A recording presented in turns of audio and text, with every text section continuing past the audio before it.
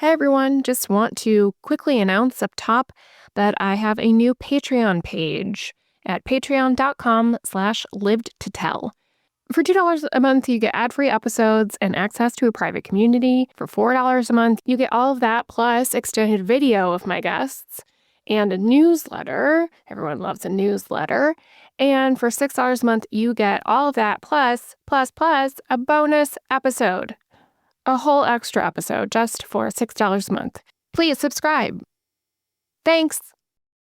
This episode contains descriptions of domestic violence.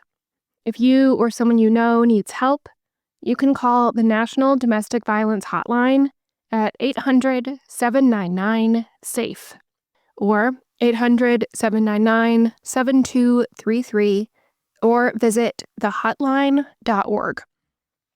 There's also some salty language in this episode, so take care while listening. I'm really competitive. Really competitive. And it was one of those things that people told me I couldn't do. If you tell me I can't do something, that's just like telling me to go do it twice because I'm going to.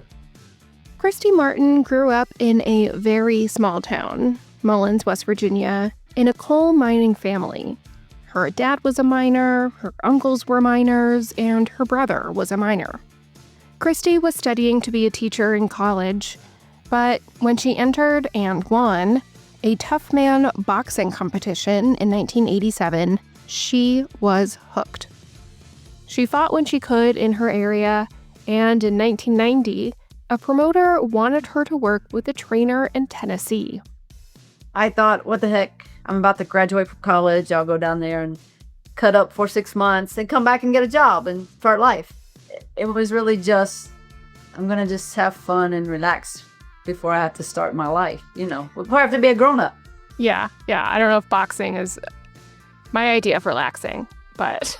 Well, yeah. I never thought of it was going to be my career because I had never seen any other female fighter do it.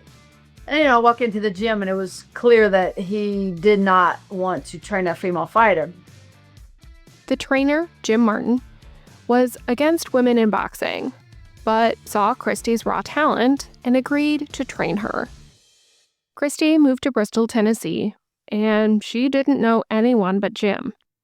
He didn't seem to have any friends either, so they started having dinner together at the end of training every day, just to have some company. And it was kind of how sometimes, when you get like enamored by that coach or that teacher or that somebody that, wow, they have all this knowledge that I want. I want to soak up all that knowledge. And it was a little like that. It just happened. Their relationship went from professional to romantic, but barely romantic. And it certainly was not a healthy relationship. Yeah, well, so this is a little bit how crazy this whole situation and relationship was. He actually told me before I married him that if ever I left, he would kill me. I'm 21 years old, 22 years old. I, laugh. Yeah. Jokes were different back then. And then, but as time went on, and I've often thought, when was that moment where I knew he was that it wasn't a joke anymore? This is Live to Tell, the podcast where I talk to some of the bravest people who have been through the most horrifying things and lived to tell the tale. I'm Caitlin Van Mall. Other than the threats, there were several other hurdles for this to be a love story. First, Jim was 25 years older than Christy, older even than her dad. Second, and probably a bigger hurdle, Christy was gay. In my mind, it wasn't like I was married to Jim Martin. I was married to boxing. And that's what I did. We did boxing all the time. Yeah. And that was okay. Yeah. Well, I think put all my focus on boxing and just get better and work harder and try to be successful with that. And it made it like an escape, I guess. even though he was controlling everything, it was still, okay, this is what I'm going to do. Christy and Jim got engaged in 1992. As part of his proposal, he told her that her family would disown her if they found out she was gay, which they already knew, but they didn't know, you know? It was just unspoken of in their family. Jim and Christy were married the day after this proposal. I know you were encouraged by your mom to be with him. How did you take that? Because you were enamored with his knowledge of boxing, but he was also, 25 years older than you. Than my dad. Yeah. He's older than my dad. But was that weird to have your mom be with this guy instead of just be with a guy?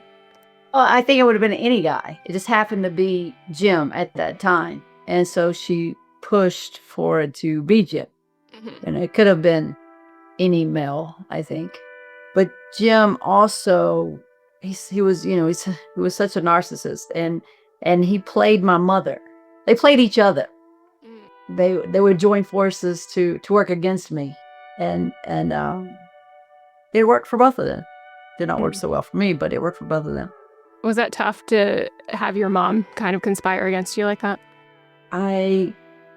Yes. And, my mom just passed in February. I know, I'm sorry. So she had cancer, and so, we knew it was inevitable. But I tried really, really hard to, I don't know if you could say make things right, patch things up, something. Yeah. I don't know that it ever happened. I'm sorry. And it's hard. It's hard. It's tough when somebody's gone, and then you're like, well, you can't try anymore. You can't fix it. But I try to remind myself that, I did put forth an effort. The economics of being a boxer just starting out aren't great. Most boxers at Christy's level had jobs to support themselves and trained when they weren't at work. But Jim wouldn't let Christy have a job. There was plenty of time to at least work a part-time job or something, just so you have some money coming in. Why was he so opposed? I think he didn't want anyone else to talk to me, and that maybe they would say, this guy's crazy. What situation you're in isn't right. Yeah. And he never had a job. Yeah. First, when we were first together, he basically was just taking money from my dad. My dad's a coal miner, a hardworking man. Thank God I made enough money to pay it back. Took a while, but I did. I got him paid back. He wouldn't let Christy have a job, but he would set up fights for her. Just not the kind you'd think. He told Christy he arranged for her to spar with some men, but instead of going to a boxing gym, he took her to their hotel rooms. She knew these quote-unquote sparring sessions weren't about boxing. It was like being a prostitute. That's how I felt. I think it was acceptable to Jim because Jim was a sexual deviant. And so not only is this guy getting some kind of whacked out sexual fantasy pleasure, I'm not sure that Jim was as well. How many times did that happen? Maybe 5 or 6 times. But things started to pick up for Christy in the actual boxing ring. And through the early 90s, Christy's star was on the rise. She went undefeated from 1990 to 1998 and was the first woman to sign with the legendary boxing promoter Don King. King put her on the undercard of Mike Tyson versus Frank Bruno in 1996. The undercard fights are kind of like the openers of a concert. Christy fought Deirdre Gogarty, who broke Christy's nose in the second round. Christy continued the fight with blood streaming down her face. Their performance during this fight is credited as a turning point in legitimizing women's boxing. But this success didn't make Christy and Jim's relationship better. Jim was nice when we were in front of people. Jim was nice when it benefited Jim. Hmm. But when it was just the two of us, he would most of the time be telling me how whatever possibly happened, it wasn't because of me or my work, it was because of what he had done. Or it really wasn't, he told somebody to say that. They really weren't going to say, they liked my shoes. I don't, just, something stupid. But I told him to say that. Were there any happy times? I mean, you win a big fight, all the team's happy, everybody's high-fiving and good job. That was happy. Was there ever happy because I'm married to this man? Probably not. Yeah. I mean, it was always this. It probably wasn't a good decision. And other threats of murder aside, did you think you could do it without him? After a while, and after signing with Don King and the fighting on those Tyson cards and really learning how to box, I would often ask him, "Can we get me another trainer? Because I want to." He got me to this level, but I wanted to get to this level. And that would set him off. I think I could have done it without him, but I needed him to teach me what he had taught me. But to continue to grow, couldn't do it by myself. I needed someone else. I needed another coach just to teach me more about conditioning, about mental relaxation in the ring. I mean, just all the bigger things that you learn through experience. But if somebody can teach you a little bit or talk to you about it beforehand, it certainly would help. Yeah, just more variety of skills for you to use that Jim didn't know. But that would mean giving up some control over Christy's career, and that would not fly with Jim. How much control over your life did you have while you were married? I mean, he told me what to wear, who to talk to, what to eat. There was really nothing that I made a choice on my own. Did Jim ever sabotage your career, whether intentionally or unintentionally? I wonder about that a lot, because after my contract with Don King was over and I took some fights and I clearly won, and I got losses. I mean, I won the fight. There's no question. I went and fought in Boise, Idaho, and I clearly won the fight, and they gave it to a girl.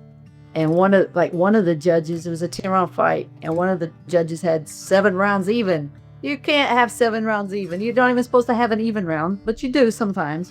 But 7? So I did often wonder, how those things happened at the end. What was your guess? I think as long as I was boxing, he had control of me. And if I would lose, then that would make him think that I would think I needed him more. I needed him to train me harder. I needed to work harder. Did you ever try to really leave him? In my mind, I would go through my mind and say, okay, my birthday's coming up. For my birthday present, I'm going to leave him, And then so my birthday's in June. June would come and go, and I would be there. And then it'll be like, okay, Christmas is coming. I'm going to leave him. Christmas will come and go. Christy had some bad losses in the mid-2000s, and she was approaching 40. She was still training, but the big fight offers just weren't coming in. Then, one day, Jim brought home a bag of cocaine. At that time, in my mind, I was done with boxing. And so if I'm done with boxing, he knows I'm going to leave. It's just, a matter of time. Yeah. And so then that's when the cocaine came into play. He helped me get addicted to cocaine. He was my supplier. I mean, clearly, I was the one that bent over and did line after line. He made it easy, though. Well, I mean, when I first started with the coke, I was still training, and I would just use on Saturday and Sunday, and then it was Saturday, Sunday, Monday. Then it was just every day, 24/7 up for days. And that was his biggest way to control me, because at this point, my boxing career was over. So he had lost control.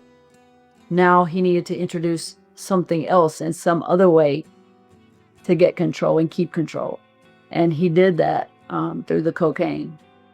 Jim not only controlled her supply, but Christy found out he had planted cameras around their house.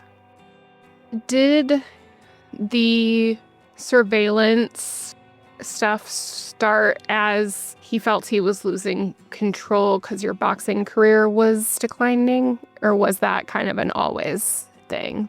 I honestly don't know. I think, it was kind of toward the end when I discovered this. Yeah. How did you find out? Some crazy stuff kept happening. I would have a conversation in the house when it would be just me, and he would know something that I said.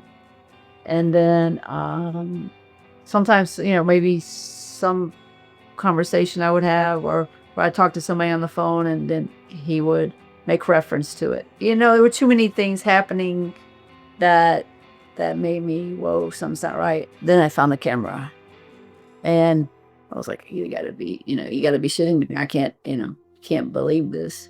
And I don't know why I couldn't believe it. Yeah. Did you confront him about it? Oh yeah. What did he say? He just said, no, it wasn't true. I'm like, it's right here. I have it, Well, who else's camera is this? Right. I didn't put this here. Right. And you just denied. Yeah, I don't know how I got there. Okay. So then, sometimes it's like, I know the truth and you know the truth. So really, what are we going to sit here and argue about? Mm-hmm. Like, if you can't even come through this conversation in reality, then I just don't know how to engage with you. And I think he lied so much that he not only convinced himself that the lies that he told were true, but he forgot what was true. Because he just would lie. After about 4 years of using cocaine just about every day, in late November of 2010, Christy decided she was just done. Done with cocaine, and most importantly, done with Jim. I walked through the house, I saw myself, and like, no, this isn't who you are. So it took me a couple days, but I told him I'm leaving. He said, and if you leave me, I'll kill you. And I said, looked him straight in his eyes, and I said, do what you have to do, Jim. And at that point, I knew he was going to kill me. I drove away knowing that he was going to kill me. And why at that point was that not troubling? What are you going to do? I mean, what are you going to do? This is what is tough, because obviously I'm not going to tell someone else this is how they should handle any situation. They need to go immediately and find somebody to take care of them, find safety. I'm so much like so many other victims. You don't know no one can believe you because they can't understand what is happening to you. Mm-hmm. Unless you're getting the crap beat out of you and you can go show bruises. Look, if he would beat me up and I could have gone to my dad and said, look, this is what he's doing to me, mm-hmm. None of this would have happened. Yeah, but it's just like 1,000 little things. And you can't explain emotional to someone that has never had it or seen it. Yeah. You can't explain that. So I left. And then I actually went and met Sherry. Sherry was Christy's high school girlfriend. They had recently reconnected over Facebook and decided to meet in St. Augustine, Florida, where Sherry was already visiting friends. Spent the night with her, and I told her everything because I really knew he was going to kill me. So I'm like, I want somebody to know my story. But he had followed you. He had followed me. He had called my phone. He had said he was so close he could touch me. And of course, I didn't know it was following me. He wanted me to know that he was watching me. He was gonna kill me. Then I actually went back, and everything was, I was in the house. He was in the house. So she had gone back to the house, and Jim hadn't done anything to her. She left again for a commentating gig, and while she was away, Jim called Christy's mom, outing her as gay, and sent her private photos of Christy. Meanwhile, during her drive home, Christy called a couple people in her life to say goodbye. That's how sure she was about her inevitable murder. Well, I had told Sherry I have this terrible headache, but I have to go back. She said, memorize my phone number before you go back. Why did you have to go back? I wasn't going to run the rest of my life. Mm-hmm. And I go in, he's still there. He's actually still been at the gym. He said, I have somebody else taking care of the gym tonight. I'm like, okay. I'm going to go lay down. My head's killing me. My stomach's hurting. I'm going to lay down for just a little bit, and I'm going to go to the gym and work out. I'm getting back in shape. I'm going to fight. Yes, she did say earlier her boxing career was over, but she was getting clean from the coke, and she was leaving gym. It was a whole new leaf turning, and that meant maybe her career wasn't as done as she thought. So he came into the room and said he had something to show me, and I thought he had a boxing contract because this is what we had been talking about, that I need to get back in the ring, whatever. What he had to show me was a knife. And he stabbed me repeatedly, puncturing my lung, cut my calf muscle almost from my leg. And then we get on the floor and he starts beating my head against the dresser. And it was like, boom, that's when the switch split. And I was like, motherfucker, you cannot kill me. And I meant it. I meant it. He couldn't kill me. He stopped beating me. He had cut his own hand when he was stabbing me. And he went to take care of his own wound and left me laying there. She begged him to get her help. My lung was gurgling. And I'm like, don't let me die. Give me help. And I tried everything. I'm like, but my mom and dad had a stillborn child. So they've already lost one child. Please, don't put them through it. I tried everything. Pleaded in every way. Is he saying anything back? He's just looking at me, and he walks in and out, in and out. Finally, he came, he stood at my feet. He now had Christy's pink revolver in his hand. I guess I wasn't dying fast enough. So he stood at my feet with my gun, and I told him, you don't have the balls to shoot me. And he shot me. He missed my heart by 3 inches. And he wiped off the gun. He wiped off the knife. He put everything beside me and went and got in the shower. When he got in the shower, I'm like, my eyes to God's eyes. I say I was looking through this little register in the ceiling. And I said, God, please let me get out. Let me get out of here. And it was immediately I heard the shower water turn on. And I knew it's my time. This was her opportunity to get out of the house and get some help. Every time I would raise up, blood would squirt out of all these holes. And so it would scare me. I would lay back down. But this time, I took a t-shirt and I was pressing on the gunshot wound, which was actually shot me through one of the same stab wounds. And I picked up the gun and I picked up my car keys. Go out the front door and get to the car. I had the wrong keys. Oh shit, what am I gonna do? So I went to the middle of the road, and first car goes by me. On the hill, can this guy go by me? The next car, I'm like, no way I'm letting him by. He was my angel, Rick Cole, and he picked me up. I handed him the gun, and just said, please don't let me die. He took me to the Apopka hospital, and I would tell him, I'm sorry, sir, I'm bleeding all over the back of your car. Actually, I just talked to him recently. He's like, yeah, I traded that car after that. There was blood all over the back seat. Like, how do you sell a bloody car? Yeah, I don't know. So I get to the hospital, and I'm begging them, don't let me die. Don't let me die. They actually life flighted me down to Orlando to the trauma hospital and, stitched me up, put me back together. He stabbed me 4 times to start with. And then he had pistol whipped me. So my ear, I guess that was during the pistol whipping part. My ear was actually ripped from my head. That stitched that back on. I had cuts on my face, and they had stitched me different places on my shoulders, and then they cut my calf muscle, which was it looked like it was gonna fall off. And they put it all back together. The doctor was afraid I wasn't gonna be able to walk. Yeah, how did you walk out from the house? I didn't. I think God carried me. Was it The cut from the top down or from the bottom up? He cut from the top down. Hmm. Yeah. And it was just kind of like, Flopping away. oh dear. Barely hanging on. I mean, really, literally barely hanging on. The whole thing, he had a sharp knife. While I was laying down, I could hear him sharpening a knife, but he did that often, so I didn't think anything about it. But the good thing was, you stab with someone with a sharp knife, it doesn't really hurt. Had it been dull, it would have probably been much more painful. Mm. That's the positive. We'll be right back. So while you're in the hospital, who is there for you? Well, Sherry was there. My mom and dad, and my brother and my sister-in-law came down. Who was the one to tell your parents what happened?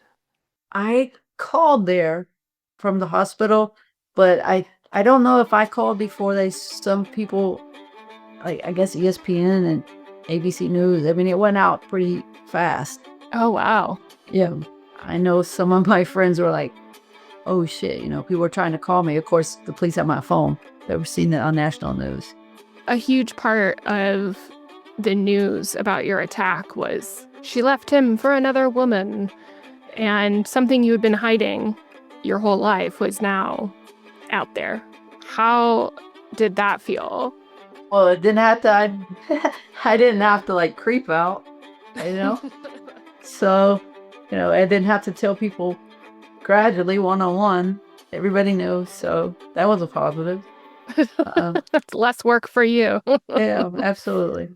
I said from the hospital, you know what, at this point, people can get on the train or off. It doesn't matter. It just mattered less. This is who I am. Like me or not, doesn't really matter. What was the reaction from like the boxing community? It's so funny because Jim had convinced me that the boxing community would turn their back and would hate me, and it's been absolutely the opposite. I mean, I'm still in the boxing world. If they had turned their back on me, I would have been gone. I guess throughout your career, how nervous were you about that secret coming out?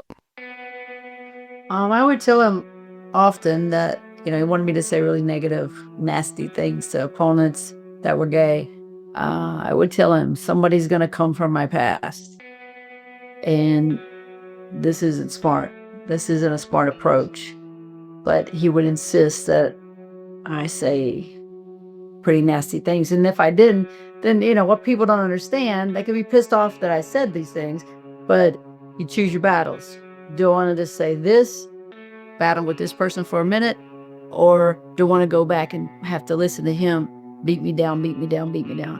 And I want to get ready for the fight. I don't want to go argue with him because I didn't call this person a dog. Yeah. I just, again, you pick and choose your battles. Yeah. Do you regret anything you said? Yeah, of course. I'm not really a nasty person. Yeah.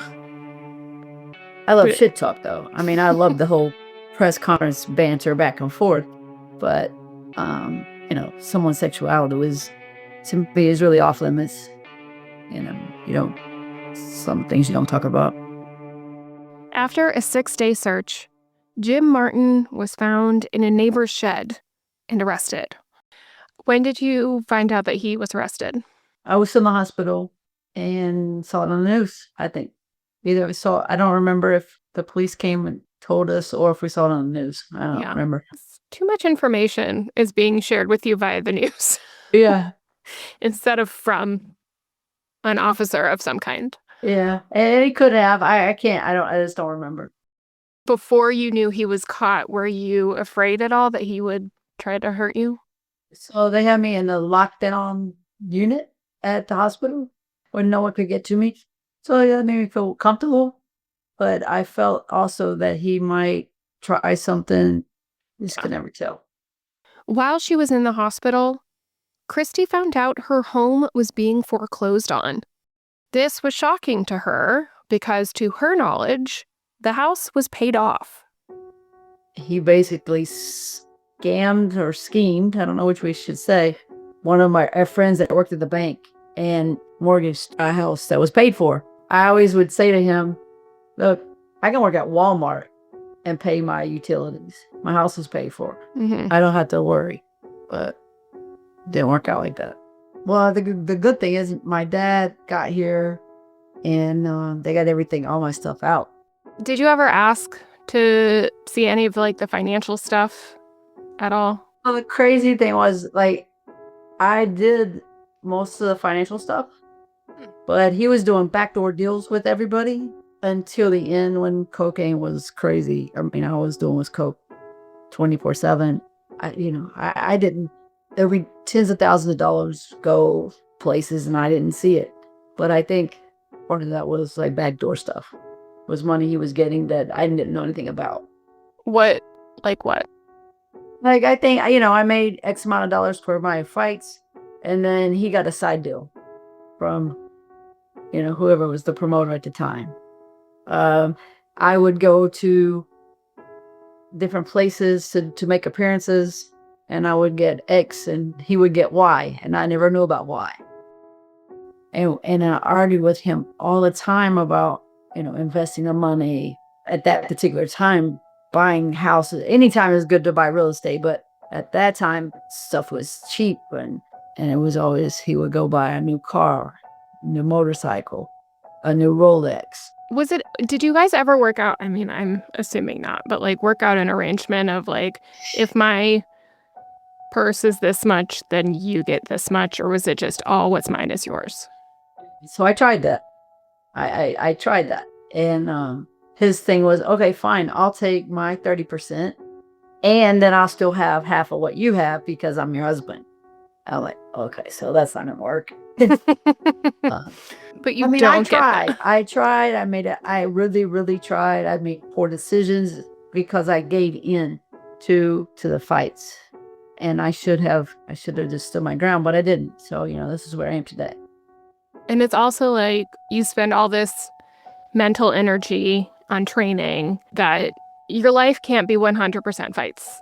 So something's got to go. You can't be fighting in every which way in every aspect of your life.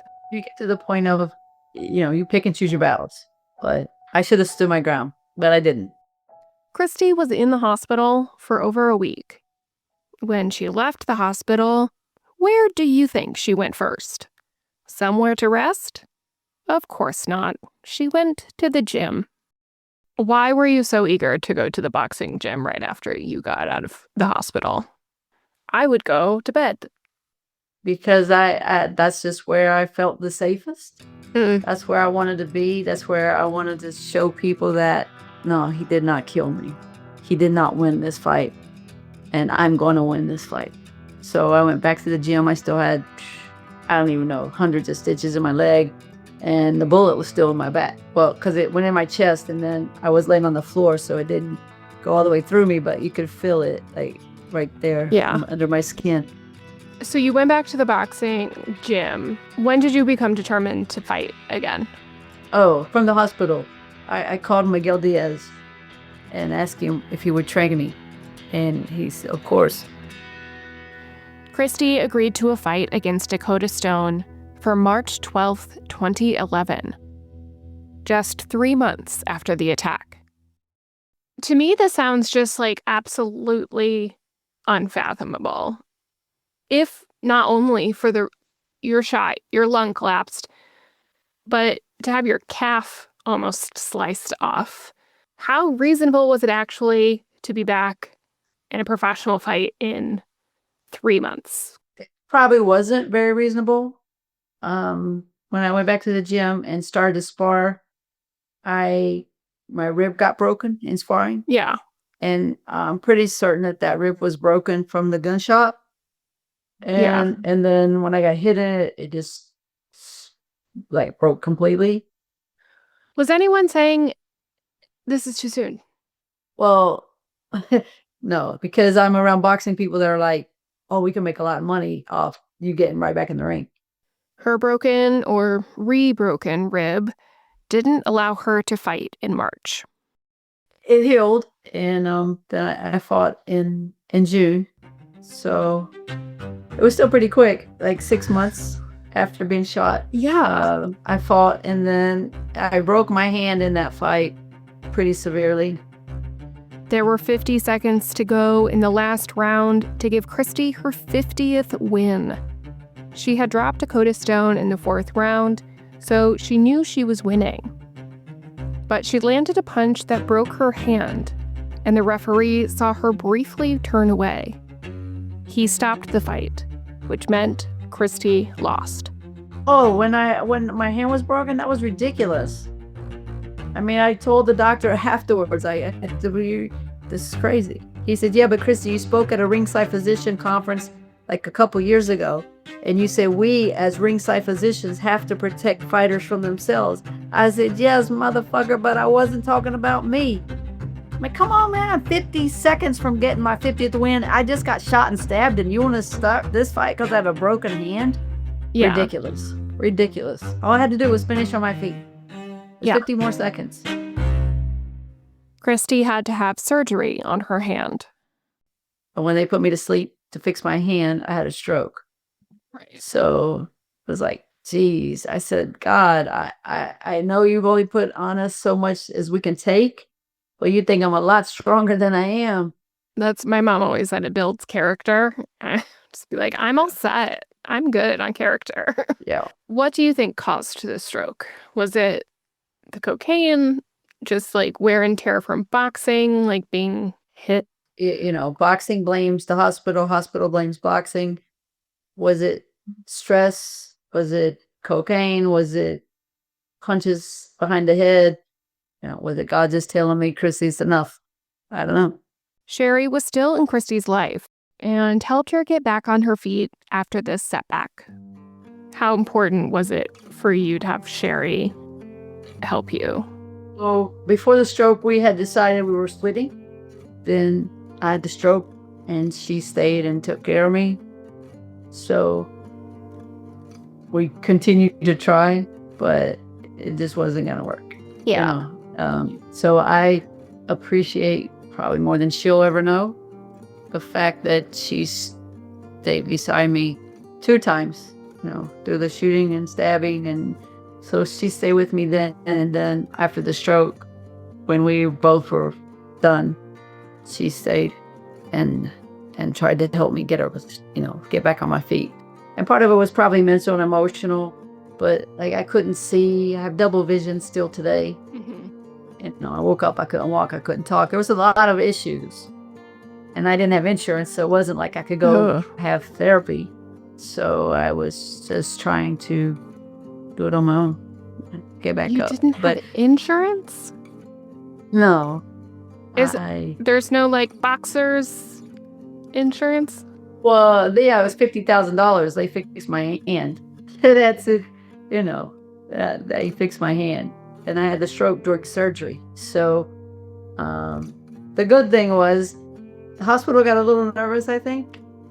And the bills went away.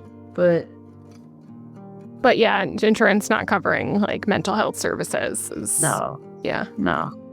So the hospital bill went away. But even after getting shot, stabbed, a broken hand, and a stroke, Christy was determined to get her 50th win.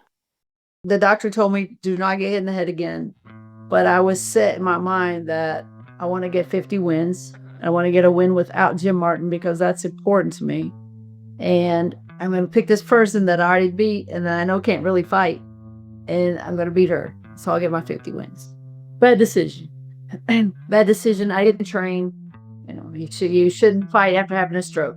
So I did. And I lost to somebody that's not in my class. Someone knew about the stroke and still let you fight. I'm grown. I'm grown. A lot of people, people close to me knew, but I'm grown. What are you going to do? Maybe I want to make my own decisions. Yeah. Has anyone ever looked out for your best interest? I don't know. Yeah. That's a good question. That's a really good question. It just seems like, yeah, you are grown. You can make your own decisions for yourself. But like, At some point, someone's got to be like, look. I mean, like right now, Lisa's telling me I can't do boxing. Lisa is her wife. And, all these people are making really good money to come back and have celebrity boxing matches. And you know what? The truth is she's right, because I don't have the energy to train like you have to. But if I did have the energy to train and to really get back in shape, it would be hard to tell me that I can't. But she did have one more fight. Not in a boxing ring, but in a court of law. How did you react when he pled not guilty? I'm not surprised. What was his defense? He had no defense. I mean, that was the whole thing. He had no defense. I think he said, I don't even know. I was in the courtroom. So I don't remember if it was, he tried to say was self-defense. It's a little tricky to believe self-defense when your only wound was self-inflicted and the other person is stabbed a bunch of times and shot. Yeah. What was testifying like? Empowering. Yeah. It was good. It was good to be there in front of him and look him in his eyes and tell him when I answer questions, I'm answering to him. Let him see that I'm strong. And he might have screwed me up there for a little while, but I'm back on track. Did he react to anything you said? He didn't. I don't know if they had him drugged, because he's really arrogant. And so for him not to make any expression, because there's no way that some of the things I said didn't push buttons enough to make a reaction. Jim Martin was found guilty and sentenced to 25 years in prison. He was 67 years old at the time and would be 92 when he got out. Did you give a victim impact statement for his sentencing? I did. How did that feel, to be able to just speak freely? I was speaking, and his counsel objected, and then the judge told me I had to be finished. And I told the judge, hold on a second, because I'm not done. I mean, this man tried to kill me, and I should get to say what I want to. Yeah. And so, hold on, judge. And I finished, and I walked right to him and said, motherfucker, I hope you burn in hell. And my attorneys were like, she's crazy. But I think deep inside, they loved it. Now that Jim was in prison and Christy's boxing career wasn't coming back, she needed to figure out what to do with herself. She had gone to college to become a teacher, so that's what she fell back on. So one thing really was cool. I taught school in Charlotte for a little while after being shot and stabbed. And, my name is really back to Christy Salters.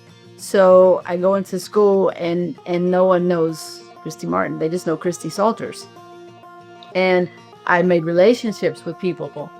Christy Salters, never telling them about the domestic violence, never telling them about boxing, never telling them anything. And it was pretty cool. I felt like, wow, these people like me because me, not because anything else. They don't even know that person. So it was good. I needed that at that time in my life. She also reconnected with Lisa Hollowine. Christy had fought and won against Lisa in her last fight promoted by Don King in 2001. How did you reconnect with her? She just called me after after everything happened and checking up on me. Did you guys know? I mean, I know you fought her, but were you friendly at all before? Not really. She came and sparred with me a couple times, but I didn't stay in touch with her, on a even a casual basis. Yeah, she called me, and then she came to one of my fight promotions in Charlotte. This is now 2017, and Christy had added promoter to her boxing repertoire. Just to kind of hang out and check out one of the fights I was promoting. Just to hang out? Well, I don't know. She must have had a plan. When did you guys get together? So we got together right away, and then we got married in 2017. Well, how long were you dating? Not long. It was quick. I told her it was like a shotgun wedding. Did you have any, well, I guess not since you got married so fast, but did you have any problems like trusting her given your last relationship, even though it's night and day because you actually liked her? Yeah, I mean, trust is a big thing with everybody. You know, I don't trust, I don't trust hardly anybody. Man, so it's a big issue. Yeah. For sure. Trust. And, you know, I was just out there having fun, thinking I was a teenager. And then boom, here she came, so. But whether or not her parents really accepted her sexuality is still unspoken. I think my dad's okay. He loves Lisa. Accept and understand are probably two different things, maybe. Mm-hmm. So How is your mom? she's I guess, I don't know. She never really, like I said, accept isn't even the right word probably, and then understand. I don't even know. I don't know how to say how she felt. Yeah. Jim Martin died on November 26th, 2024. How did it feel when you heard that news? You know, I've had so much happening. Sometimes I'm not sure that I put any thought to it, or let myself have any feeling or emotion to his death. Yeah, I don't know. I haven't really dealt with that yet. Does that almost feel like freedom? The ability to just not be terribly affected?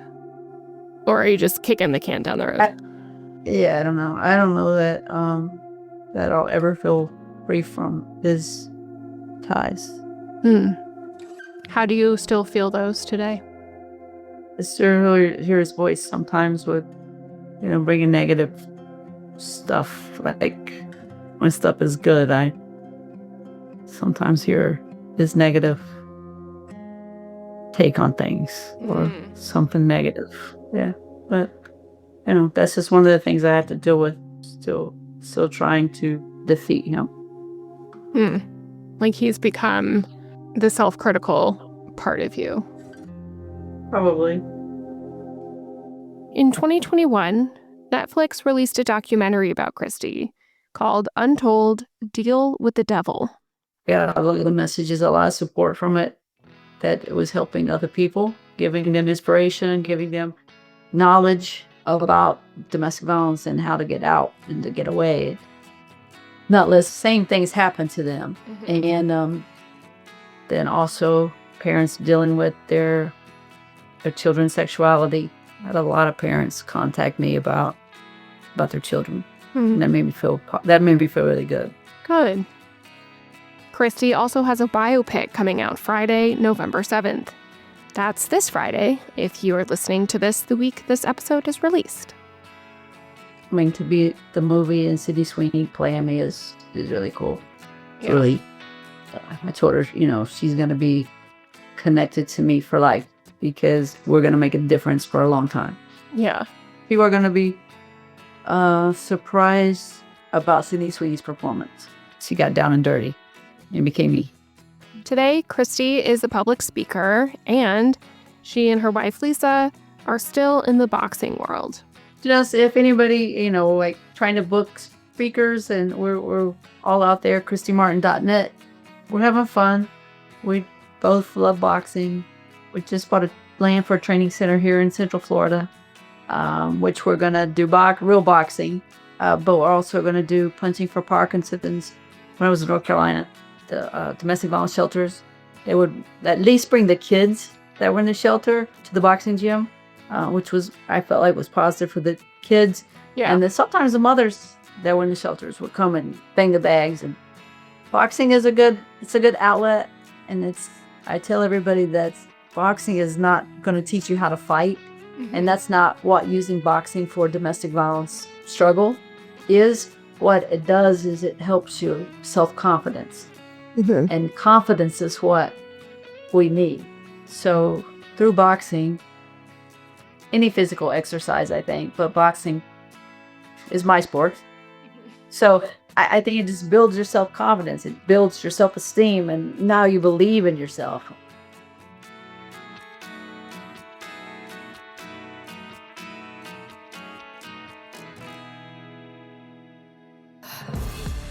This is Live to Tell. I'm Caitlin Van Mall. You can follow the show on Instagram and TikTok at Lived to Tell Podcast. And you can follow me at Caitlin Van Mall.